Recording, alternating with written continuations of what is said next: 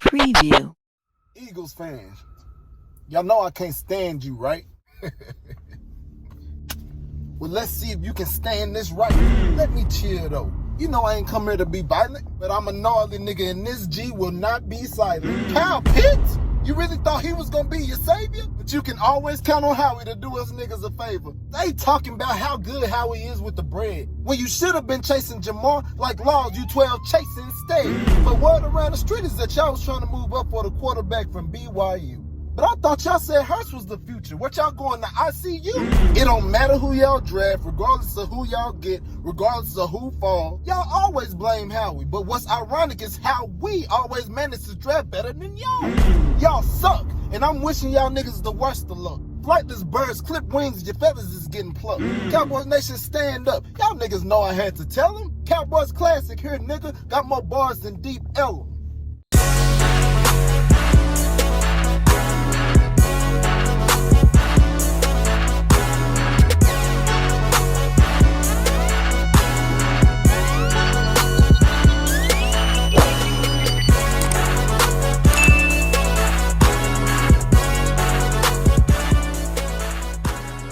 What's good, Cowboys Nation? It's your boy Cowboys Classic here yet again with another video, man. All right, it ain't been that long, but a lot has happened since my last video, man. One big thing that happened in the NFL is the Philadelphia Eagles trading from, I think, the number 6 overall pick all the way back to the number 12 overall pick. It seemed like they can't get out their own way, to be honest. Now, granted, for most teams, this would be a smart move because you basically stacking up first-round draft picks. But for a team who can't draft, they can't draft. I feel like they missing out on elite talent. Now, granted, the first round I feel this year is a deep first round. In all honesty, you know what I'm saying? It's not like they ain't gonna be able to get a good player, but I'm talking about premier talent. How often do you really think that the Eagles suck, so they could be seeing top 10 for the foreseeable future? To be honest, as far as like the premier talent, you know what I'm saying? Like they feel like, as far as what they fans want, they want an offensive stud like Jamar Chase, Devontae Smith, Kyle Pitts, generational talent. There's no guarantee that they'll have something like that in the early rounds of next year. You know what I'm saying? Or wherever they pick next year. So when you had the opportunity to get somebody of that caliber, you would think that they're going to get it, but instead they're going to trade back to a place that's after us. We was, third place in our division last year? Our sorry division. Third place last year, and we picking first. We wasn't even last in our division. We picking first. So that means we picking before the Giants, and we picking for the Philadelphia Eagles. So in terms of quality players that we will be able to see and be able to get, we getting first pick on it. You know what I'm saying? So I really feel like a premier talent. Like I'm talking about, you know how CeeDee Lamb, he fell to us at number 17. Ain't no telling who gonna fall to us at number 10. Think about it. I believe that within the first 10 picks, it's gonna be 4 quarterbacks going. Those quarterbacks consist of Trevor Lawrence, you can count on him going. Zach Wilson, you can count on Justin Fields, and maybe even Trey Lance going. You know what I'm saying? Like, and if the players who are already top 4 right now don't pick them down, the top 3 for sure picking quarterbacks. For sure. You know what I'm saying? San Fran already traded up. They getting the quarterback.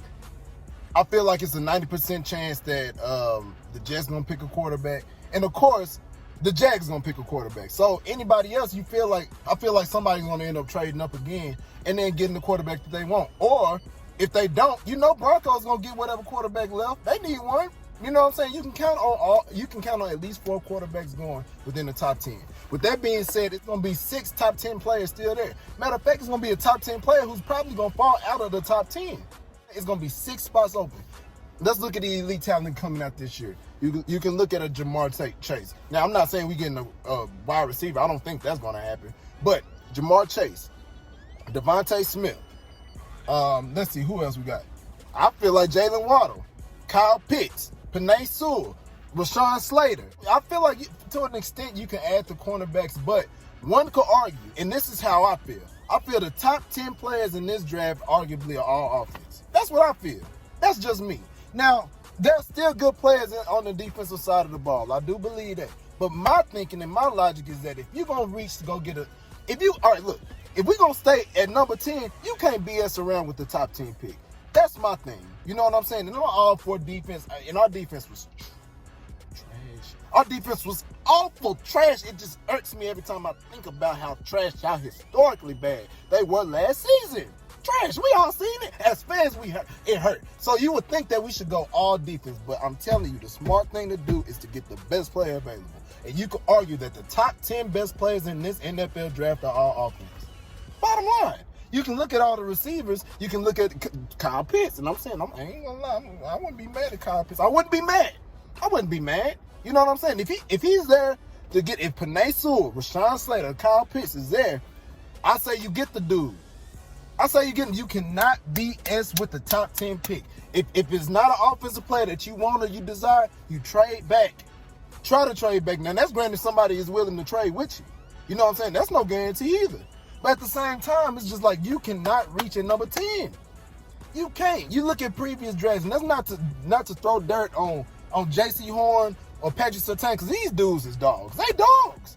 And if the Cowboys believe that they have them at, I guess, number 10 on their board or top 10 on their board, by all means, you get them.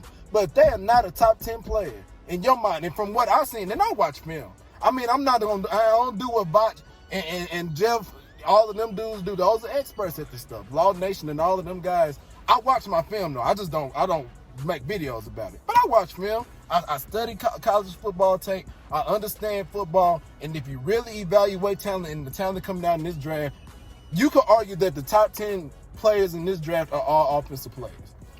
You could argue that. Now, with that being said, I'm saying if we're going to get a Patrick Surtain, if we're going to get a J.C. Horn, if you're able to, why not trade back a couple of spots? If you don't value him quite at number 10, see if you can trade back possibly. Now, if you don't value the other, I'm telling you, the way the Cowboys look at stuff, man, they evaluate offensive talent.